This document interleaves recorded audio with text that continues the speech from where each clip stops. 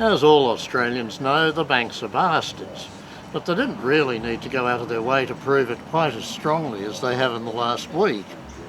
Having been dragged kicking and screaming and protesting into giving the 25 points interest rate cut that the Reserve Bank put on the cash rate, they've now said that's it.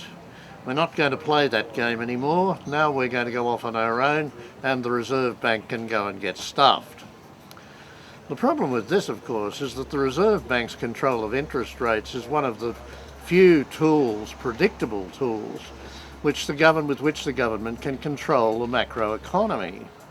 If the point about the Reserve Bank raising and lowering interest rates is to contract or expand the economy by making money more or less available to people who need it and borrow it and spend it, then they do it, of course, through the banks.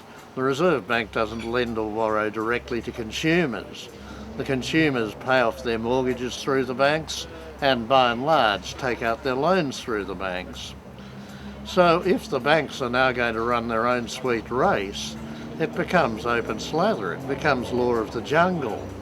And once more the economy becomes harder and more difficult and more unpredictable, with all the adverse consequences that follow.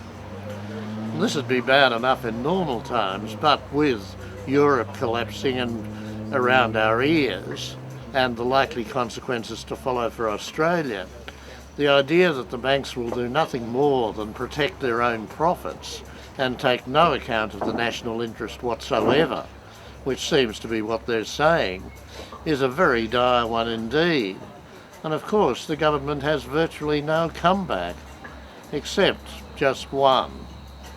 During the last recession, the global financial crisis, the government guaranteed banks loans and bank deposits, and this meant that the Australian banks were able to compete, and better than compete, on the open global market.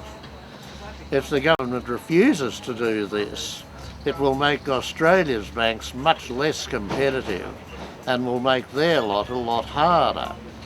But that, of course, would be counterproductive for the rest of the economy.